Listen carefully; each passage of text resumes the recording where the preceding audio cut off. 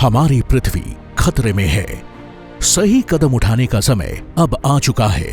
The most difficult challenge humanity faces today is how to fight climate change and how to preserve our planet. और इसी सोच के साथ भारत का उद्देश्य साल 2070 तक नेट जीरो एमिशंस हासिल करना है।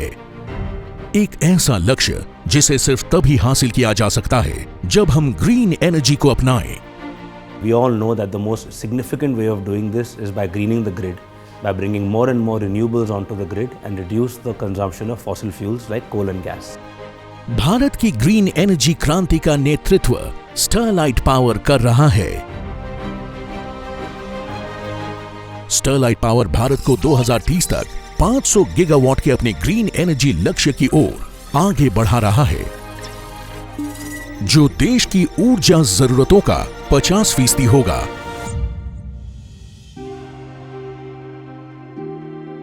There is no clean energy transition unless there is a successful transmission.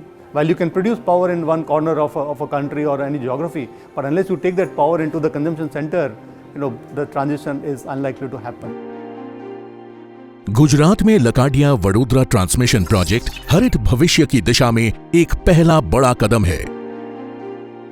Lakadia Vadodara Interstate Power Transmission Project is India's largest green energy corridor project. The size and scale of the project is enormous, given that it traverses roughly 400 kilometers across 7 districts of Gujarat.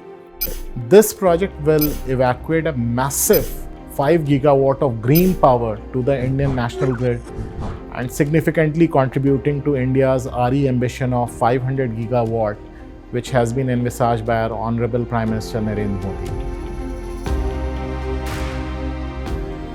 I'm sure the same project in the United States or in Europe would take 8 to 10 years to build. And I'm very, very proud of our team, which is not only consisting of fantastic engineers, but those same engineers have a human mindset on how can they win the hearts and minds of the people who are being affected by this project. And they in turn allow us to build such a complex project in roughly under 3 years' time. देश का भी विकास हो, लोगों का भी विकास हो, इसलिए हमने ये ज़मीन वही सोच कर दी है, जिसका मुआवजा हमको टाइम से मिल गया है।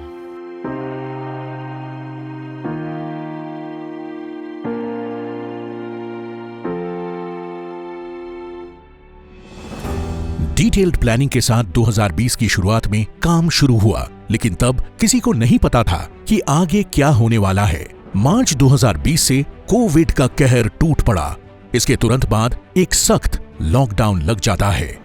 ये सुनिश्चित करने के लिए कि काम जारी रहे, रेगुलर टेस्ट करने, टीमों को अलग अलग रखने, क्वारंटीन करने और तेजी से वैक्सीन लगाने की योजना तैयार की गई। लकाडिया से शुरू होने वाला ये प्रोजेक्ट गुजरात के कच्छ रीजन में बन रहे दुनिया के सबसे बड़े 30,000 megawatt hybrid renewable energy park का एक अहम हिस्सा है। लकाडिया नमक की खाड़ी पर बसा हुआ है। ये एक ऐसा इलाका है जो सिर्फ गुजरात में पाया जाता है। Navigating very difficult terrain of the Kutch region where the soil is very unstable, and we had to do very unique methods of construction to build a stable line that will last 30, 40 years or 100 years perhaps. Pile and pocket foundation तकनीक का इस्तेमाल करके इन नमक की खाड़ियों पर 25 टावरों का construction किया गया। गुजरात इंडियन वाइल्ड एस का आवास है। आज मुश्किल से 6,000 वाइल्ड एस दुनिया भर में शायद जीवित हैं, और ट्रांसमिशन लाइन ने सुनिश्चित किया है कि इसका आवास स्थान प्रभावित ना हो।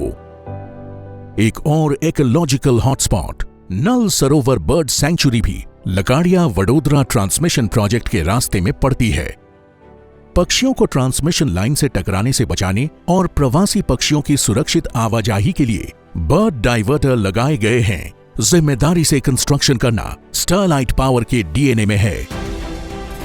ये ग्रीन ट्रांसमिशन लाइन कई एक्सप्रेसवे, स्टेट और नेशनल हाईवे से होकर गुजरती है, जिस पर कंस्ट्रक्शन के लिए ट्रैफिक को रोका नहीं जा सकता है। भारत में पहली बार वडोदरा में Mumbai Ahmedabad bullet train track के ऊपर से 765 किलोवाट ट्रांसमिशन लाइन का कंस्ट्रक्शन किया गया। लेकिन चलती रेलवे क्रॉसिंग के ऊपर से गुजरना टीम के लिए सबसे बड़ी चुनौती थी।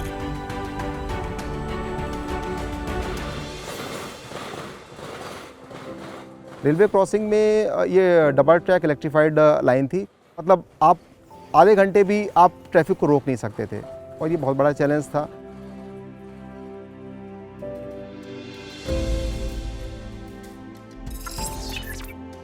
$660 मीटर पर इस लाइन का सबसे लंबा क्रॉसिंग माही नदी के ऊपर है। यहां इंजीनियरों ने पाइल फाउंडेशन तकनीक का इस्तेमाल किया।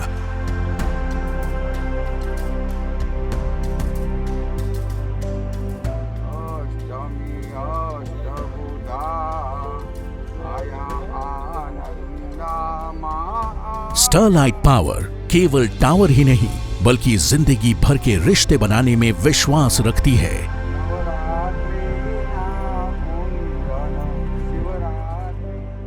લાકડિયા વડોદરા ટ્રાન્સમિશન 765 kV વોલ્ટની જે લાઇન પ્રસાર થાય છે તે લાઇનથી તમામ ગામના તથા ખેડૂતોને પૂરેપૂરો સહકાર અને લાભ મળેલ છે। ग्रीन कॉरिडोर के आसपास रहने वाले स्थानीय लोगों के फायदे के लिए स्टरलाइट पावर ने प्रधानमंत्री की सुजलम सुफलम योजना के लिए अपना सहयोग दिया। इस प्रोजेक्ट के माध्यम से गुजरात के 10 जिलों में 12 लाख लोगों को स्वच्छ पेयजल मुहैया कराना है। 335 किलोमीटर के सफर के बाद लकाड़िया वडोदरा ट्रांसमिशन लाइन वडोदरा के इस सब स्टेशन पर आकर खत्म होती है।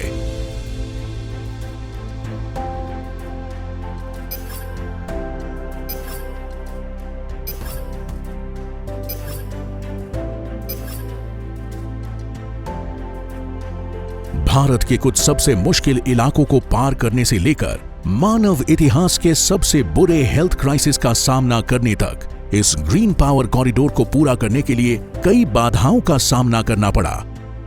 स्टरलाइट पावर का लकाड़िया वडोदरा ट्रांसमिशन प्रोजेक्ट कोई आम इंजीनियरिंग प्रोजेक्ट नहीं है। इसे एक सुरक्षित और बेहतर दुनिया के विजन के साथ डिजाइन किया गया है। उस भविष्य की ओर एक छोटा सा कदम जो हम सब चाहते हैं, एक ऐसा भविष्य जो ग्रीन और सस्टेनेबल हो।